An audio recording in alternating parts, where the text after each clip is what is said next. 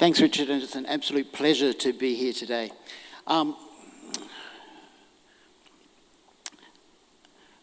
So the objectives today, I think, are probably best summarised in this talk's going to be about topics and flavours and ideas and concepts. There's going to be a little bit of data, but there's just not a lot of data in this whole sort of area. And so what I would like you to take away by the end of this is really a concept about the importance of equilibrium and the importance of trying to maintain balance, and what are some of the potential things that can happen if this equilibrium gets out of balance. And one of my subtitles is I'm a pediatrician, and so I suppose I have to keep pushing the line to remind you that kids are not just little adults. And that applies to the microbiome as much as it applies to everything else. So we've got a few little random words and background. So random word number one, antibiotics. They've been with us since the beginning of the last century. They're like fantastic. They've reduced mortality, they've reduced morbidity, they've made us all live a whole stack load longer. The first one was back in 1929. It was the penicillins, the one we all remember, and truly it was probably discovered a little bit by chance.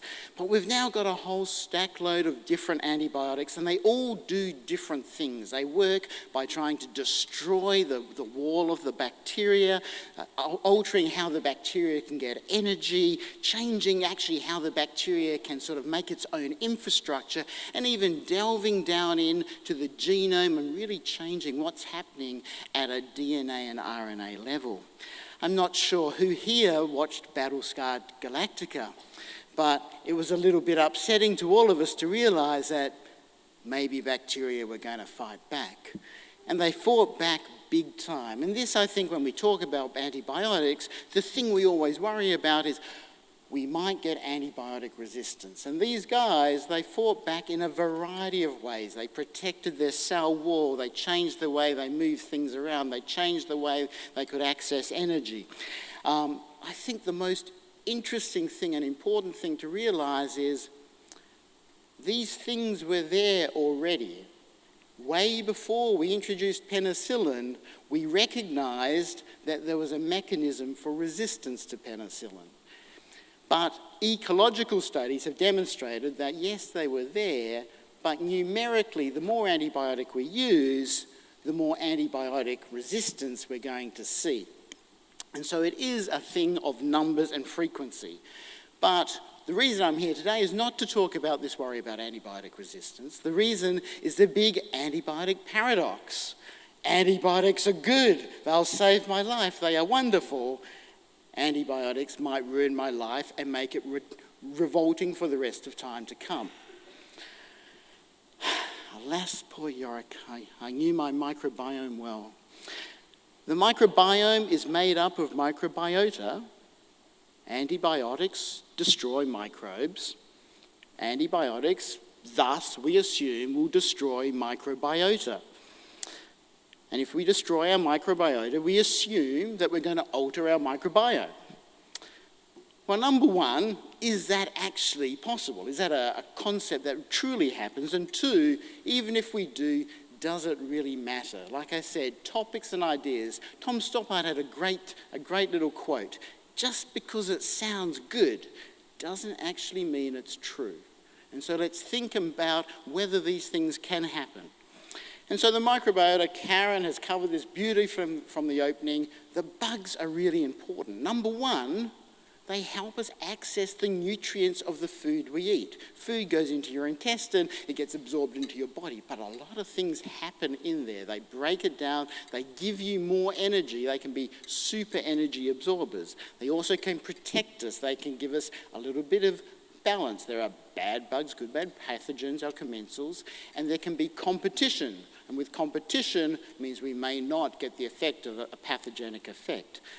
Equally, bugs are a factory. They produce things which we cannot produce in any other way. Important vitamins, important different anti-inflammatory compounds, which I've already alluded to.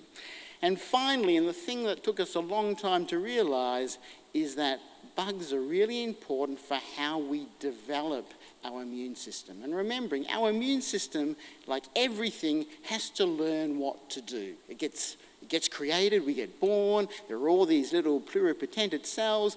They need to work out what to do. They have to have a little bit of training ground, and the training ground that's most important is their exposure to microbes. And the area that they see the most microbes is in the intestine. So it's incredibly important how we train our cells, and importantly our immune-fighting cells, as to what's going to happen later in life.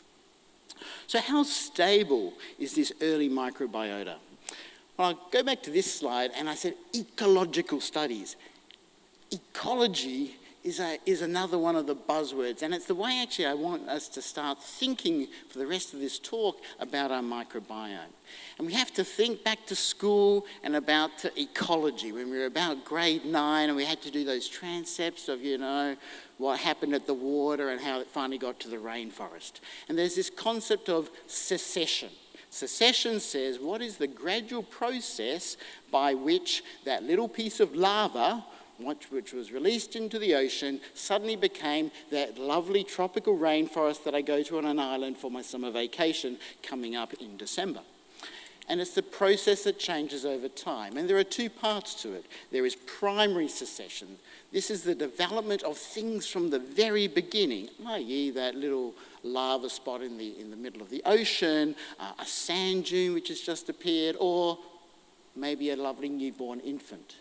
And equally, there is secondary secession. Secondary secession talks to us about how things develop in an area where things used to be, but for some reason they've been damaged or destroyed.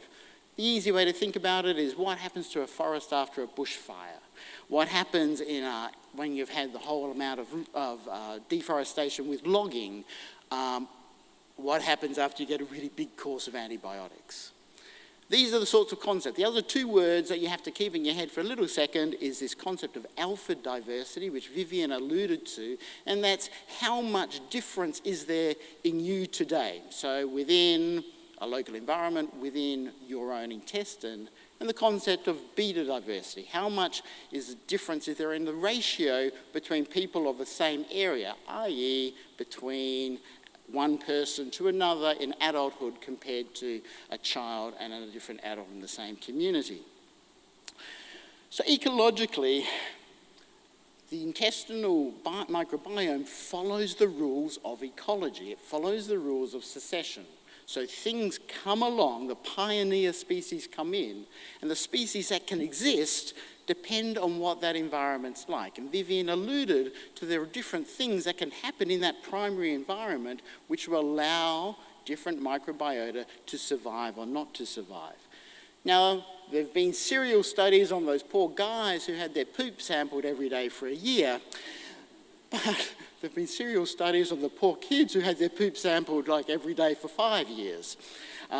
But what that gave us was an opportunity to see that there is a logical sequence to the way bugs go into the intestine. What will start first, what will come next, based on what happened immediately prior to that. If you're an oxygen-loving bug, you can't go and live in a non-oxygenated area.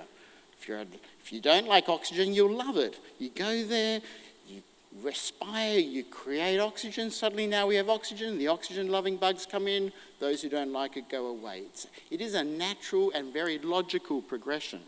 And the implication of that is that if something aberrant happens along what should be a nice, normal, logical progression, then that logical progression will change. And things that you anticipate being there may not be able to survive and may not be able to get there, and they might not be able to do their job. Reflecting back is, what is one of the jobs? One of the jobs is to train your immune system. So if things are not there, that process may not happen. That's an idea.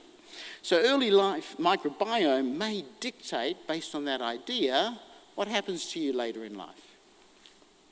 This picture from Moya, just published this year, I think is a great one, and it reminds you that, yeah, you can do stuff to places, but it doesn't always have the same effect. You may, in fact, be really resistant. I go and do something to you, and you're an incredibly resistant microbiome, and you don't change at all. That's great.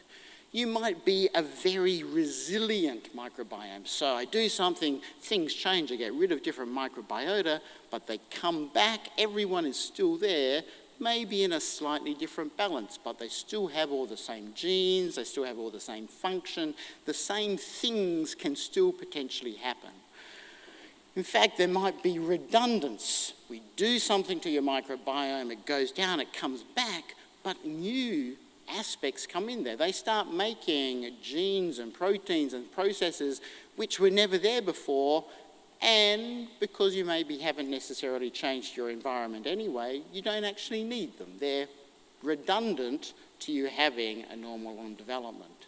But finally, there may be dysbiosis. We affect you with your antibiotics or whatever it is, and things go off and they do not come back. So some gene function comes back, other gene function doesn't, and we're in a dysbiotic effect. So there are lots of different outcomes that may come from perturbation, to us changing things and trying to change you, but you don't necessarily all change the same way. And that's why it matters in childhood, because in babies, we don't have a lot of diversity. You don't have many things there. They are not very stable. So you knock them even just slightly, and the chance of you being resistant is very low. The chance of you ending up being dysbiotic is very high. As you go on in age, your chance of becoming much more resistant or resilient is much higher. And so time matters. Little babies' microbiomes, or toddlers' microbiomes, are not the same problem as older microbiomes. And so what we showed when we tested all of these stools over sort of 5 years is that as you got older, different things happened. The newborn, as Vivian alluded to, have bugs which deal with carbohydrate uptake, because that's what you see. Lactose-specific transporters that are there.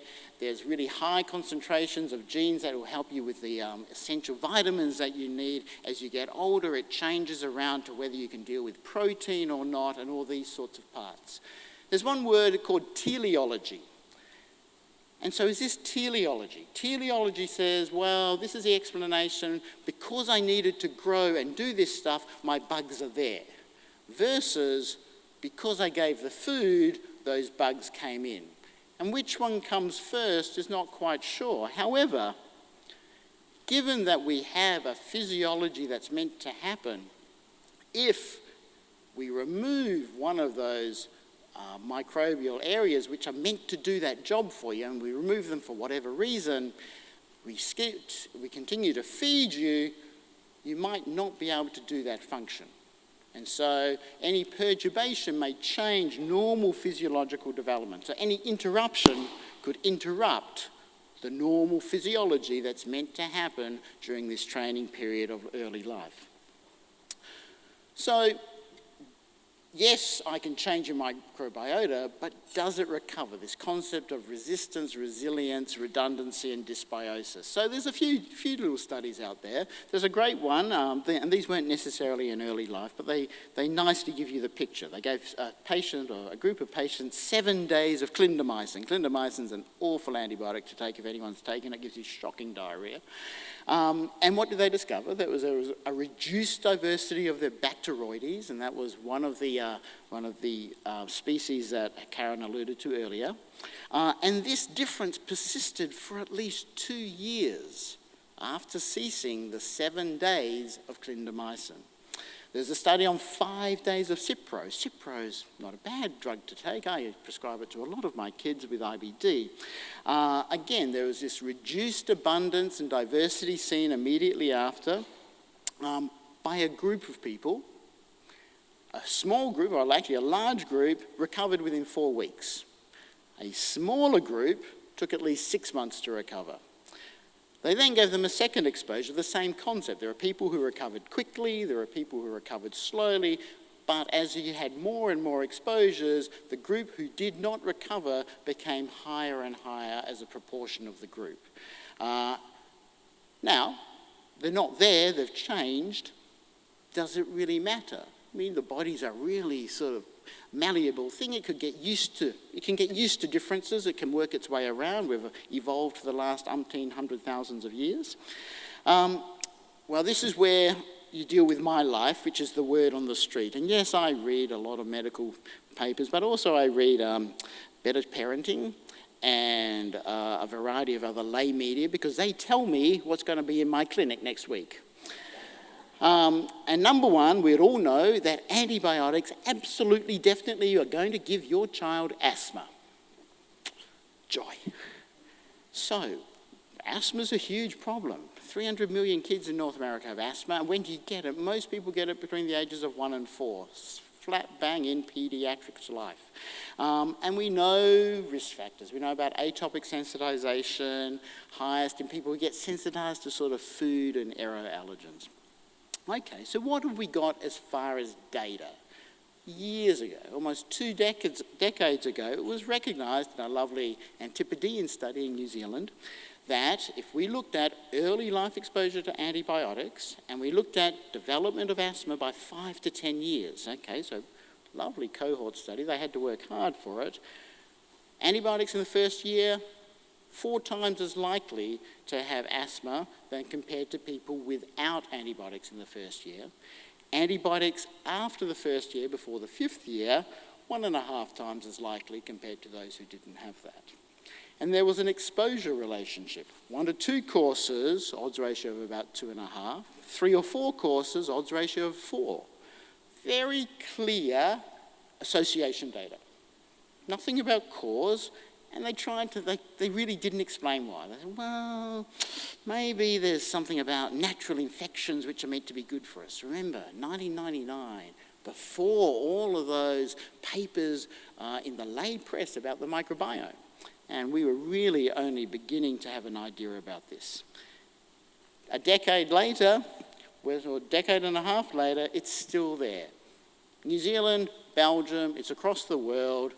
15 years later, even pre- and postnatal exposures have been shown to increase asthma. So yes, great association data. Doesn't mean anything. Have we got any biological support for this?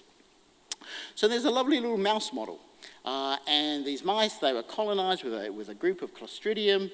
And if this was done in early life, it significantly increased their IgE concentrations, promoted their Tregs, decreased their IL-4, so all these cytokine things, it was helpful. If you did it in the adult, there was no change at all. There was a time frame, there's a period in the development of an organism when this exposure mattered, suggesting that if we fail to populate, or if later on, early in life, we eradicate, we can go on to develop various allergic-like diseases. Any more biological support? Well, these T cells, you hear a lot about different immune cells today. You just have to hope that you remember where they are. T cells are sort of one of the effector cells, but they're also one of the regulator cells. They can be pro-inflammatory or post-inflammatory. There's a lovely study on germ-free mice, and when they remain germ-free, one type of killer cell goes out there and they do a lot of allergy-like stuff. IL-4, they're awful. If you go and have early exposure to just normal commensals in these germ-free mice, it's a protective effect. If these germ-free mice stay germ-free until adulthood and then you expose them, that later exposure is not protective. There's a time frame as to when this helps. Similarly, we talk about metabolic things that are produced, and short-chain fatty acids are anti-metabolic, and they can sort of change and help you in some of your allergen exposures and your response to it. The big one being high-fiber diets. Mice-fed low-fiber diet exposed to allergen had a much higher systemic effect than mice-fed high-fiber diets. Again, evidence that some change in the microbial delivery of metabolites can change what happens to you in your immune regulation.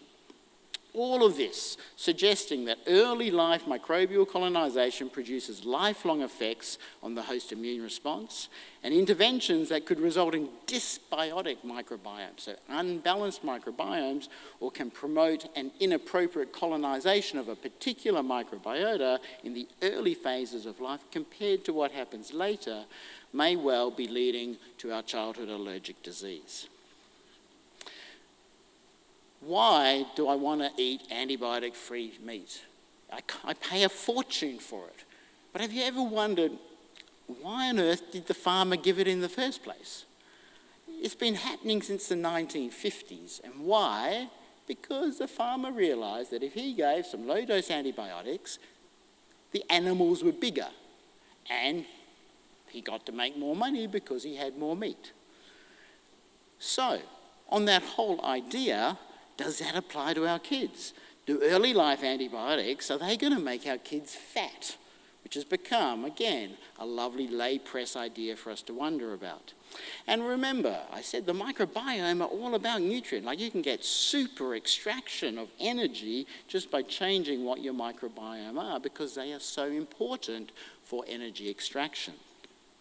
Certainly we can show the reverse. We can show that a microbiome in a group of children who do not grow well, if we transfect it into different animals, will lead to mice who don't grow well as well. And we can show that there is a healthy microbiome for normal growth and a poor growth microbiome. Does the reverse apply? Well, again, a whole stack of associations over the last 5 years, really cool studies looking at the association of different microbiomes and the different exposures to antibiotics and the likelihood of you being fat. From the antibiotics of infancy, looking to overweightness in later childhood, to antibiotics during the first year being associated with overweight and central adiposity. And certainly with Coppella last year, actually truly looking to show you that these changes lasted despite, one, stopping the antibiotic, but even despite the microbiome returning to normal. So this effect of a microbiome isn't even just in the presence of the microbiome, but the add-on effects that it's had to your whole metabolic process. So is there any biological support? So if you ever want to read a really cool book, you should read the book by Blazer. Blazer and the Microbiome in You, it really sort of helps you get a nice handle of good science in the setting of sort of lay anxiety. And they theorised that, sure, we should be able to maybe do in mice what farmers have been doing for the last 40 years. And they administered low-dose antibiotics to their mice. They showed that there was increased adiposity, increased hormone levels. They showed that there are different changes within the microbiome which could help you understand this, that there were changes in the metabolic products with the short-chain fatty acids. And number one gave us nice biological evidence that, yeah, something mucking around with your microbiome using antibiotics can make you fat. Lots of other ideas are out there. Autoimmune disease. A lot of it's around questionnaire-based data. I said today's talk is going to be about ideas, concepts, and flavours. There's questionnaire data which says, yeah, maybe it increases IBD, maybe it increases diabetes, multiple sclerosis, maybe there's an effect of childhood antibiotics on your stem cells, on your brain function. For us to move forward, to go from correlations and lay press anxiety to determinants and causal roles of us giving antibiotics to our children and the long-term effects is going to take a lot of hard work. Now, we can't just wait until we've got the data. So what can you do in the interim?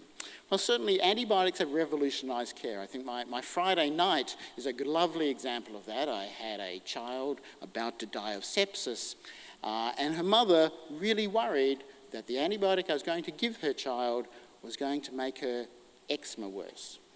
And it may make her eczema worse, but her child will be alive. We have to balance what is the utility of antibiotics versus what are our worries. And where does this come from? Well, number one, we probably need to make sure our diagnostics are better, that we can be limited and narrow spectrum in our antibiotic use, and that we really have to begin to know what are the microbes and what are the microbe pathways that are important at which point of life. And that we don't just take an example from a 20-year-old and relate that to a 3-year-old, and vice versa. And also work out at what time frame and what impact can replacement of different things have. We alluded to the idea of sampling your microbiome, looking for diversity, and it's all an idea at the moment. We need to really push ourselves forward on the science to know how that can be operationalized. But certainly the ideas are there that this sort of all makes sense. Ecology, equilibrium, balance is an important concept in our kids as they develop. We have to think of all the things we do to our children that we are treating and how we can perturb it, but accept that at the moment we don't necessarily know exactly what's going to happen and how do we work within an environment of inadequate data. Thanks for your attention. I'm happy for more questions.